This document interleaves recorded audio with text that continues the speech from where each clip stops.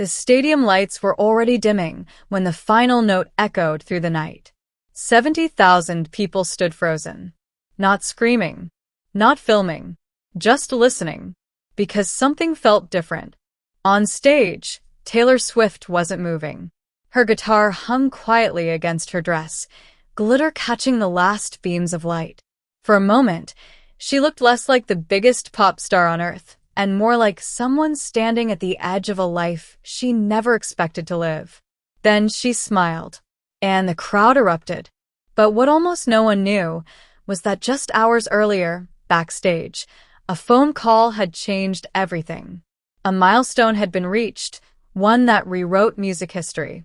And at the exact same time, across the country, Travis Kelce was sitting with his family discussing something far more personal. A wedding. 2 worlds. 2 timelines. One moment that would quietly reshape both of their futures. And what happened next, no one saw coming. Fame stories usually follow a predictable script. Success. Pressure. Romance. Collapse. But this story isn't about scandal or heartbreak. It's about timing. About what happens when someone reaches the absolute peak of their career, just as life asks them to choose something deeper than success. For nearly 2 decades, Taylor Swift built her career song by song, heartbreak by heartbreak, era by era. Every album felt like a chapter of growing up in public.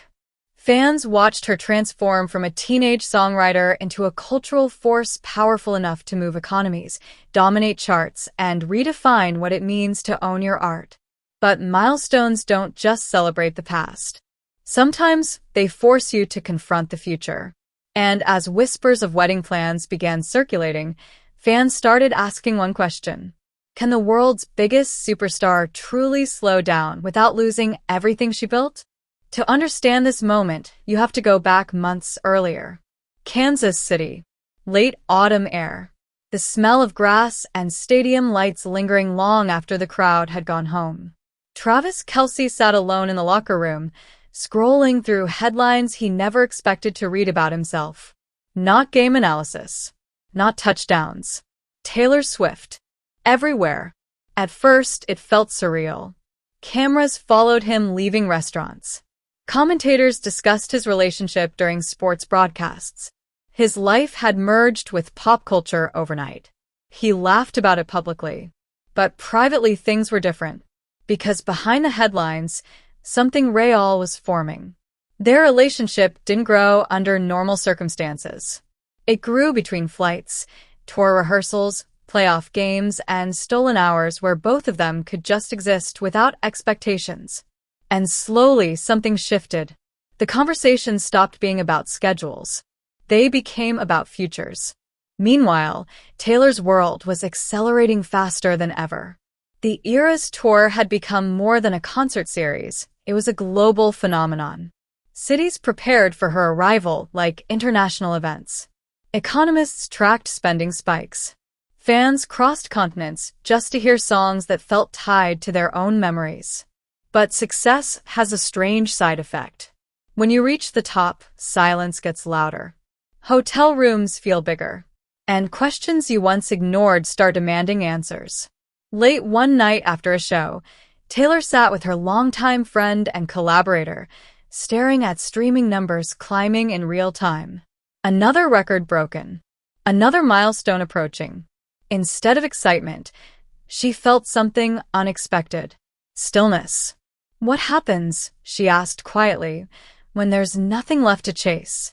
The milestone arrived on an ordinary morning. No dramatic announcement. Just an alert on her phone. A historic streaming record, one no artist had ever achieved before. Her team celebrated instantly. Messages flooded in. Industry executives called it a defining moment in music history. But Taylor didn't react the way people expected. She closed her phone and looked out the window, because at that exact moment, another message arrived. From Travis. Can we talk tonight? Simple words. But they carried weight. That evening, after rehearsal, she stepped into a quiet dressing room and called him. He sounded nervous.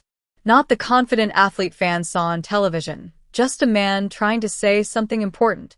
He talked about family, about timing, about how rare it was to find someone who understood a life lived under constant attention. Then he paused and said something that made her heart race. "I don't want to plan around fame forever." Silence filled the call. Outside, fans chanted her name. Inside, she realized the question wasn't about love. It was about choice. What would you do if the life you dreamed of finally arrived, but asked you to slow down? Weeks later, rumors began quietly spreading. Not scandals, not breakups. Something softer. Engagement speculation. Fans analyzed lyrics, social media posts, jewelry choices, flight patterns. Every small detail became evidence. But behind the scenes, the real struggle wasn't public pressure. It was identity. Taylor had spent her entire adult life moving forward. Album cycles, reinventions, tours. Stopping felt unfamiliar, almost frightening. During one late-night conversation, she admitted something rarely said out loud. What if people only love me when I'm chasing something? Travis didn't answer immediately. Finally, he said, "Maybe they love you because you finally stop running." And that single sentence lingered longer than any applause. Back on stage, during another sold-out show, Taylor noticed something new. She wasn't performing to prove anything anymore. She was present. Every lyric felt heavier. Every pause felt meaningful. And when she reached the acoustic set, the most vulnerable part of the night, her voice softened. Fans noticed. Something had changed. Not sadness. Not exhaustion. Peace. But peace comes with consequences. Because the music industry never pauses. Contracts waited. Future tours were being discussed. New projects demanded decisions. Behind closed doors, conversations turned serious. Could she balance both worlds? Or would one eventually demand sacrifice? And just when she thought she understood the answer, another surprise arrived. One that would push everything toward an emotional breaking point. 3 days after the Milestone announcement, Taylor received a private invitation. Not from a record label. Not from an award show. From Travis's family. A small gathering. No cameras. No headlines. Just dinner. She almost declined. But something told her this moment mattered more than any chart record. As her car pulled into the driveway that evening, she took a deep breath.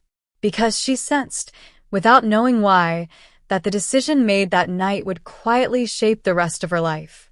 And what happened at that dinner would leave even her closest friends shocked.